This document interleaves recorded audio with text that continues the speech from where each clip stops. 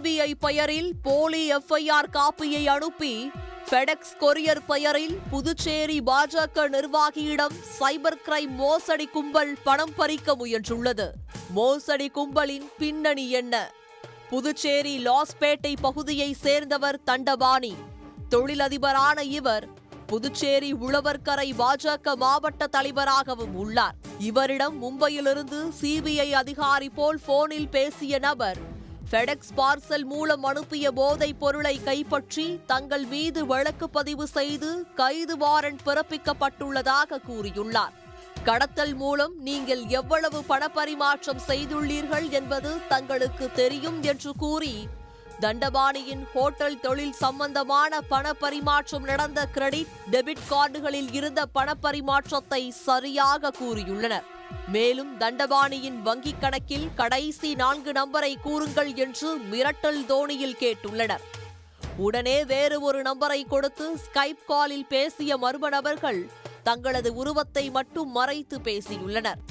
மும்பையிலிருந்து பேசுவதாக தெரிவித்த அந்த நபர் சிபிஐ எஃப்ஐஆரை தண்டபாணிக்கு அனுப்பியுள்ளார். அதில் இந்திய அரசின் சின்னம் முத்திரையிடப்பட்டு தண்டபாணி என்ற பெயரில் மோசடி உள்ளிட்ட பிரிவுகளில் எஃப்ஐஆர் பிரிண்ட் செய்யப்பட்டு அனுப்பப்பட்டிருப்பதை கண்டு அதிர்ச்சி அடைந்தார். இதனால் சந்தேகமடைந்த தண்டபாணி போனை துண்டித்துவிட்டு உடனே சைபர் கிரைம் போலீசில் புகார் அளித்தார். இதுபோல போலி எஃப்ஐஆர் நகலை அனுப்பி மர்ம நபர்கள் பண மோசடியில் ஈடுபட்டு வருவதாகவும் தங்களுக்கு அனுப்பியதும் போலிதான் என்றும் சைபர் கிரைம் போலீசார் தெரிவித்தனர். இதையடுத்து நிம்மதி பெருமூச்சு விட்ட தண்டபாணி வீட்டுக்கு புறப்பட்டு சென்றார். இதுகுறித்து புதுச்சேரி சைபர் கிரைம் போலீசார் விசாரணை மேற்கொண்டு வருகின்றனர். ஏற்கனவே இடி அதிகாரி என்று சொல்லி பாஜக எம்எல்ஏ கல்யாண சுந்தரம், சுயேட்சை எம்எல்ஏ சிவசங்கரன் ஆகியோரிடம் பணம் கேட்டு மிரட்டிய போலி அமலாக்கத்துறை அதிகாரியை போலீசார் கைது செய்தனர் என்பது குறிப்பிடத்தக்கது.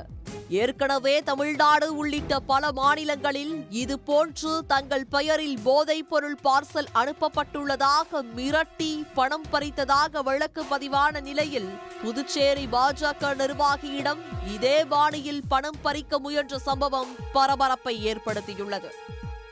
உடனுக்குடன் செய்திகளை தெரிந்து கொள்ள சன் நியூஸ் பெல் ஐகானை கிளிக் பண்ணுங்க.